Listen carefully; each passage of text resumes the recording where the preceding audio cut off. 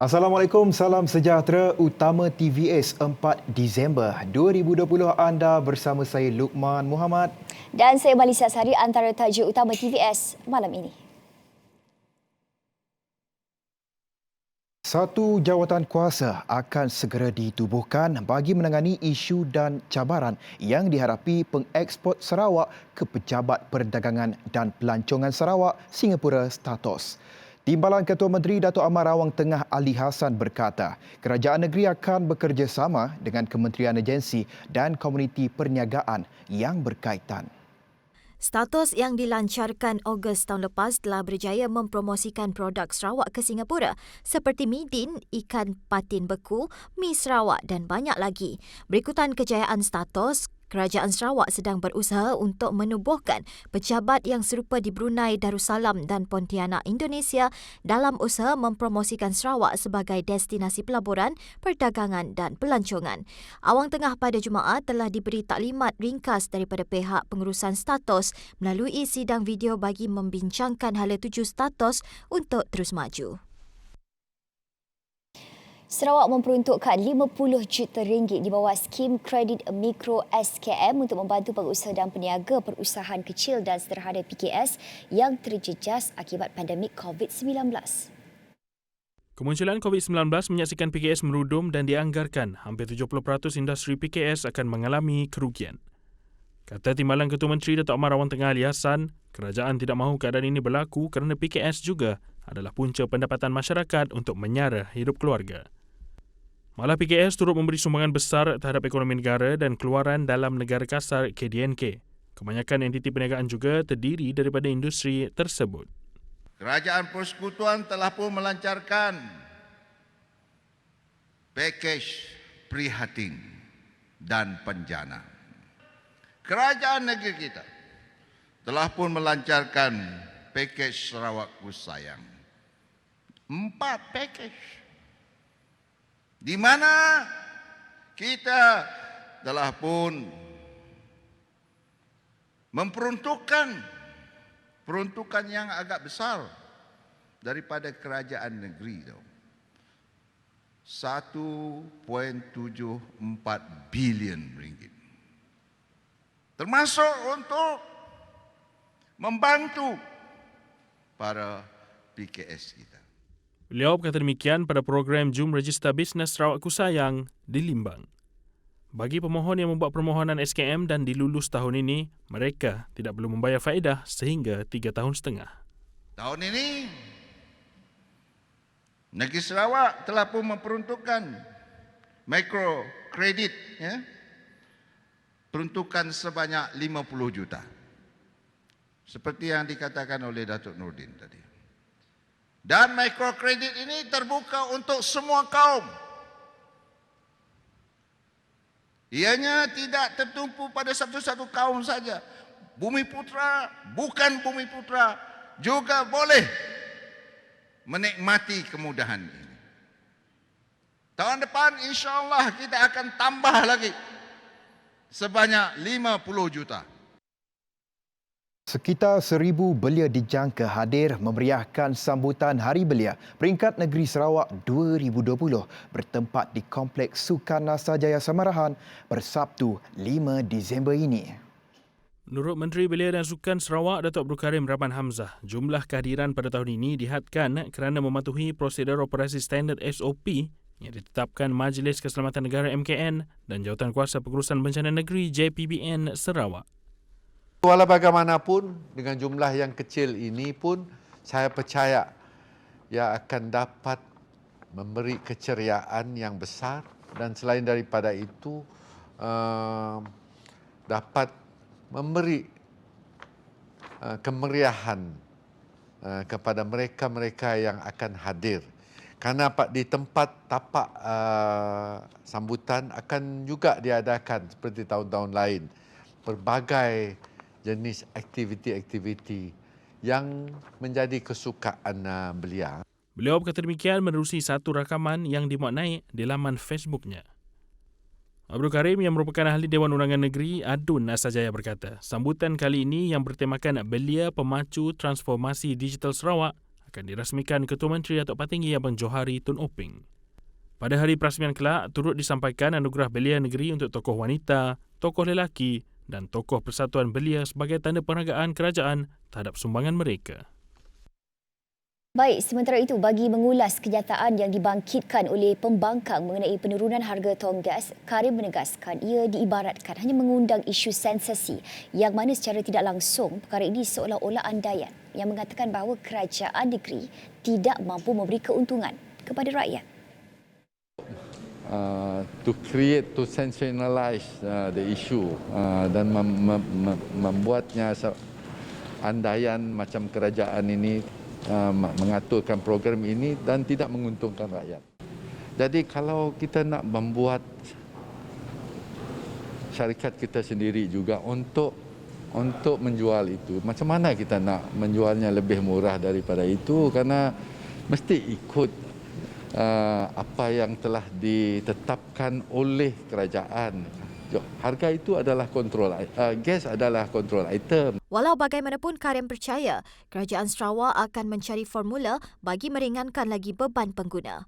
Beliau berkata demikian setelah mengadakan kunjungan hormat terhadap Ketua Menteri Datuk Patinggi Abang Johari Tun Openg.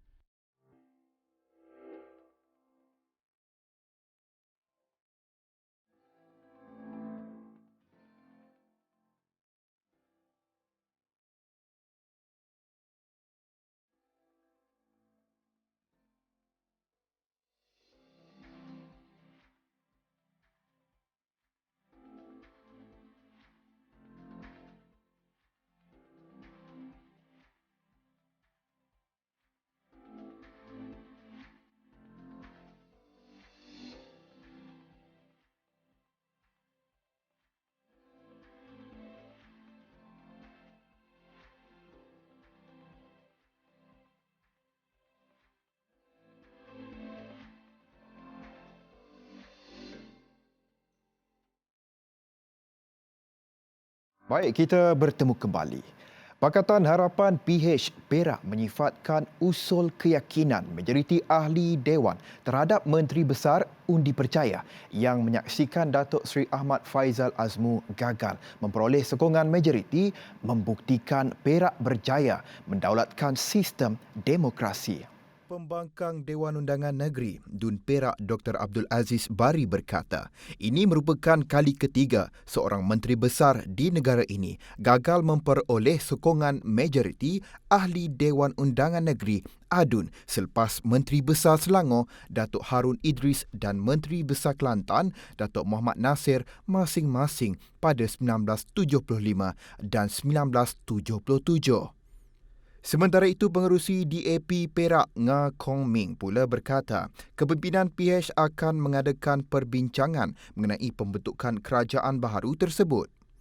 Ahmad Faizal yang juga ADUN Cenderiang daripada Bersatu gagal memperoleh sokongan majoriti dalam usul undi percaya terhadapnya yang dikemukakan ADUN Pangkalan Baharu daripada Barisan Nasional BN Dato' Abdul Manap Hashim pada persidangan DUN pada Jumaat.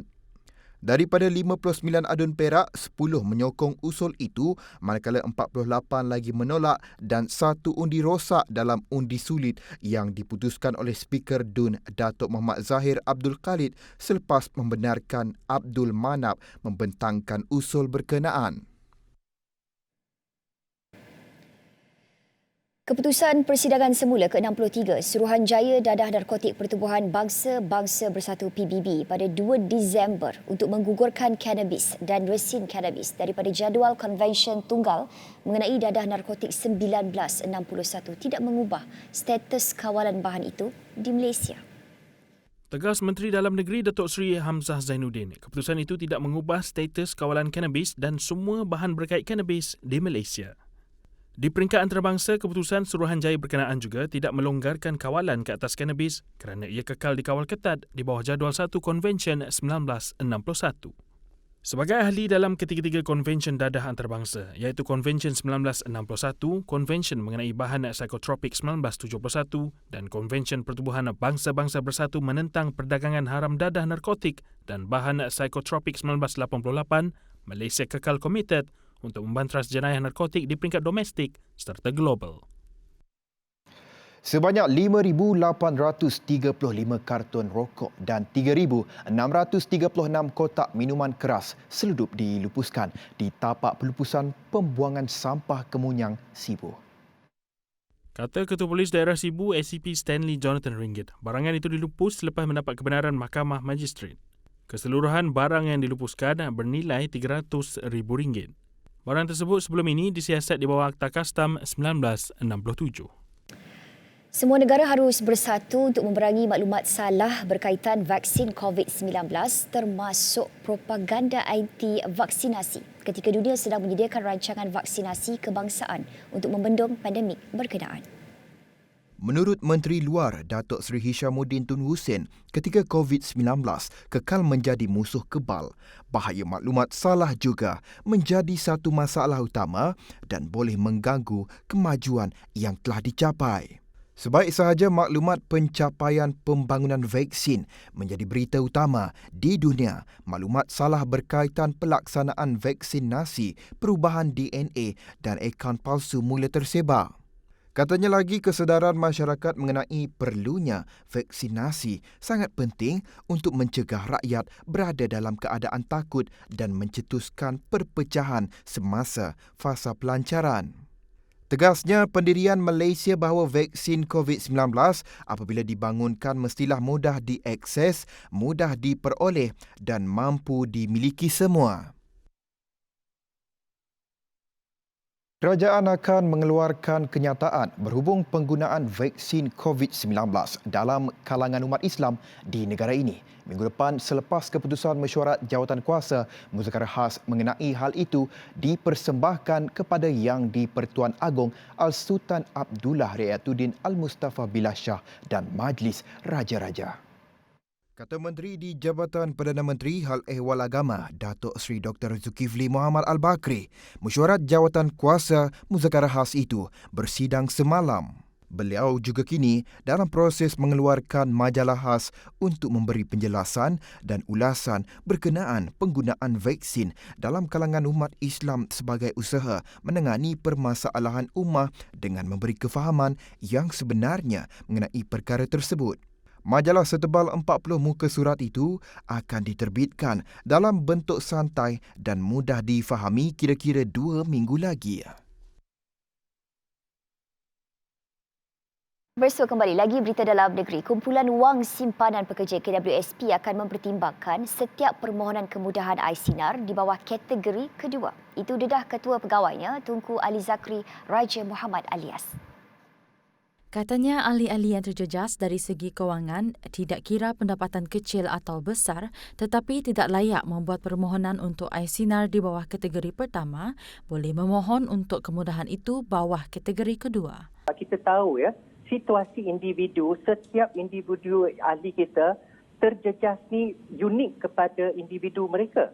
Kita tidak boleh membuat one size fits all Jadi untuk kategori 2 pula kita menyarankan kepada ahli kita, siapkan dokumen-dokumen yang boleh menunjukkan impak ataupun kesan yang terjejas dan hantarlah kepada KWSP daripada 11 hari bulan Januari 2021.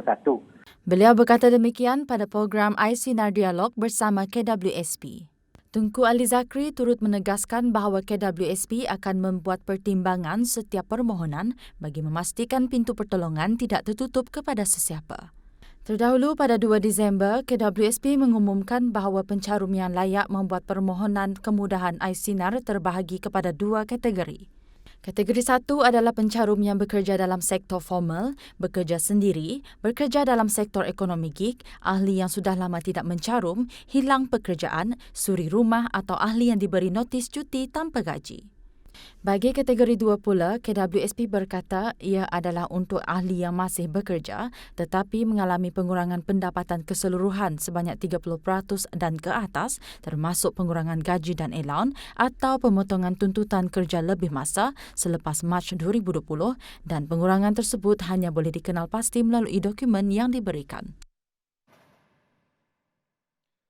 Perbadanan Tabung Pendidikan Tinggi Nasional (PTPTN) telah mencapai 75% atau 1.1 bilion ringgit jumlah deposit daripada sasaran 1.5 bilion ringgit bagi 2020 setakat Oktober lepas.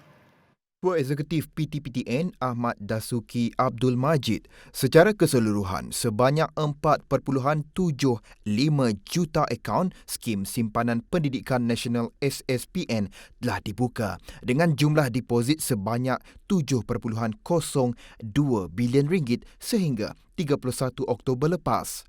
Beliau mendedahkan perkara demikian ketika berucap pada pertukaran memorandum persefahaman MOU antara SSPN dan pengelua kelengkapan sekolah jenama Canggih MySutera Sendiran Berhad berlangsung secara dalam talian. MOU itu menyaksikan kempen Canggihlah Simpan di SSPN dilancarkan yang menawarkan orang ramai yang membuka akaun atau membuat penambahan deposit di SSPN dalam tempoh kempen mulai 1 Disember sehingga 31 Disember ini berpeluang menikmati ganjaran istimewa dari SSPN. Dua anggota keselamatan maut ketika menjalankan operasi rutin di Sungai Layun, Ulu Baram Miri. Dua anggota terbabit dikenali sebagai Sarjan Simon daripada pasukan gerakan am PGA dan Sarjan Kemiang. Anggota polis bantuan daripada syarikat minyak dan gas dipercayai terpisah daripada 6 anggota yang sedang menjalankan operasi. Ketika kejadian, mangsa dan kumpulan terbabit melalui sungai tersebut sekitar jam 6.40 petang sebelum didapati hilang ketika air deras sekitar jam 8 malam. Pesuruhjaya Polis Sarawak, Dato' Aidi Ismail ketika dihubungi mengesahkan kejadian. Kedua-dua mangsa dijumpai sekitar jam 3 petang Jumaat di lokasi terakhir mangsa dilaporkan hilang. Kedua-dua mayat mangsa telah dihantar ke Hospital Miri untuk tindakan lanjut. Dia di kawasan Sungai Layun, Ulu Baram. Mulai pukul 8 malam semalam, dia punya rutin, dia punya tugas ni lah pada pukul 6 petang. Di Ulu Baram dari sana, di Sungai Baram tu. Dua orang dia kena dihancurkan oleh kepala air lah. Di siasatan masih dijalankan, dan dah pun ditemui dan sekarang dia bawa ke hospital Miri lah. Kita jumpa dia. Dua-dua dah pun meninggal. Nanti kita akan bagi statement lah. Pihak Miri akan bagi statement lebih. Universiti Teknologi Mara UiTM Sarawak menandatangani memorandum perjanjian MOU dengan syarikat tempatan Stoma Sindian Berhad untuk bekerjasama membangunkan sistem rawat dan meningkatkan kualiti air sungai. MOA itu ditandatangani oleh Rektor UiTM Sarawak, Profesor Datuk Jamil Hamali dan Ketua Pegawai Eksekutif Stoma Firdaus Abdullah. Di bawah MOA itu, kedua-dua pihak telah bersetuju menjalankan penyelidikan bersama menerusi pertukaran kaki tangan dan pelajar serta bidang berkaitan lain seperti terkandung dalam memorandum itu. Objektif utama MOA berkenaan adalah untuk melaksanakan, menjalankan dan menilai dapatan dan pembangunan proses dan metodologi rawatan biologi satu sistem untuk meningkatkan kualiti air permukaan sungai dengan menggunakan rawatan biologi. Baik, seterusnya, pelbagai pihak dan warga sekolah dialu-alukan melibatkan diri dalam program komunikasi, pendidikan dan kesedaran awam CEPA. Pengarah Hutan Sarawak, Datuk Hamdin Mohamad berkata, warga sekolah boleh terlibat sama dalam program CEPA khususnya bagi projek pendidikan. Jelasnya ia dapat mewujudkan hutan bandar atau urban forest di kawasan bandar sejajar dengan visi dan misi JHS dalam mengurus dan membangunkan sumber hutan untuk kelestarian alam sekitar. Beliau berkata demikian semasa majlis penyerahan Astaka Terbuka Kolej Datu Patinggi Abang Haji Abdillah di sini pada Khamis. Dalam pada itu, beliau memberitahu kerja-kerja menaik taraf Astaka Terbuka Kolej tersebut telah dilaksanakan sepenuhnya oleh pegawai dan kaki tangan jabatan, khususnya dari bahagian perhutanan sosial dan pejabat hutan daerah Lundu. Tambahnya lagi, pelaksanaan kerja-kerja ini telah menggunakan peruntukan kerajaan negeri sebanyak RM24,000 untuk pembelian bahan-bahan binaan dan sewaan peralatan seperti scaffolding. Kerja-kerja baik pulih dan menaik taraf Astaka Terbuka ini mengambil masa lebih kurang 3 minggu bermula pada 9 November dan telah siap sepenuhnya pada 27 November lepas. Syarikat Kereta Nasional Proton menyerahkan 8 unit Proton X70 kepada Kementerian Kesihatan Malaysia KKM di Sabah semalam. Kenderaan itu akan digunakan untuk operasi logistik dan pengawasan dalam usaha pembasmian COVID-19 di negeri berkenaan. Ketua Pegawai Eksekutif Proton Edar Roslan Abdullah berkata penyerahan 8 unit kenderaan ke KKM Sabah adalah sebagai tambahan kepada 50 unit Proton X70 yang telah dipinjamkan ke kementerian pada permulaan pandemik pada bulan Mac. Beliau juga berkata operasi logistik di Sabah lebih sukar berbanding Semenanjung Malaysia.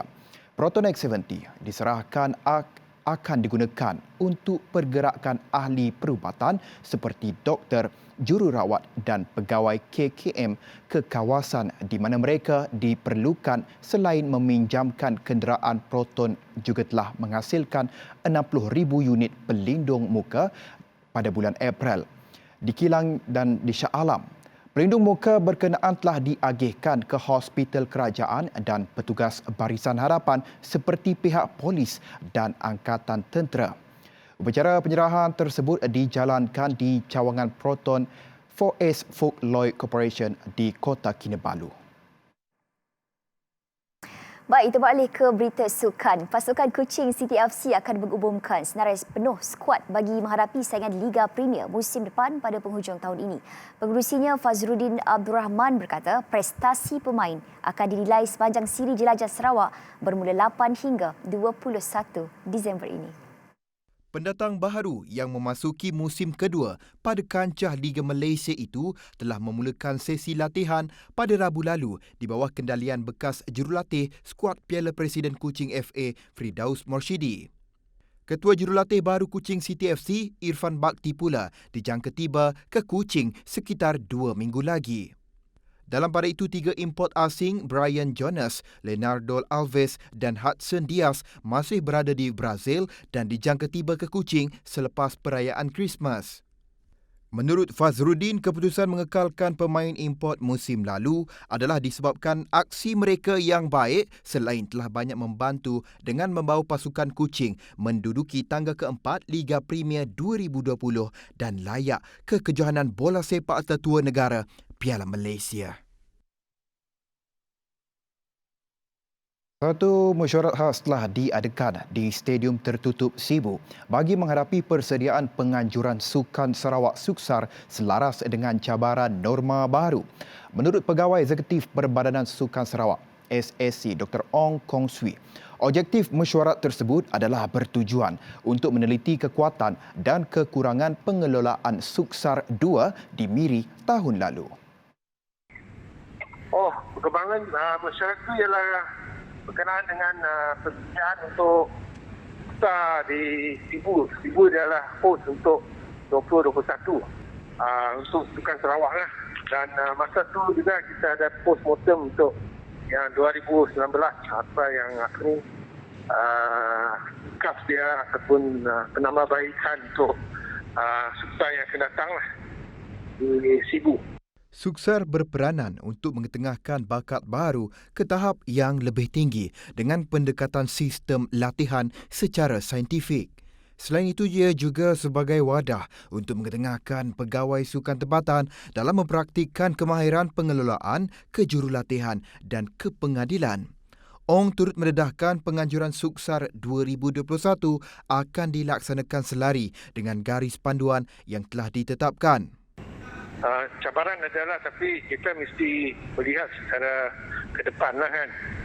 Walaupun ada tapi kita ada SOP yang telah kami dah sediakan sepanjang tahun ini, mengharapkan supaya tidak ada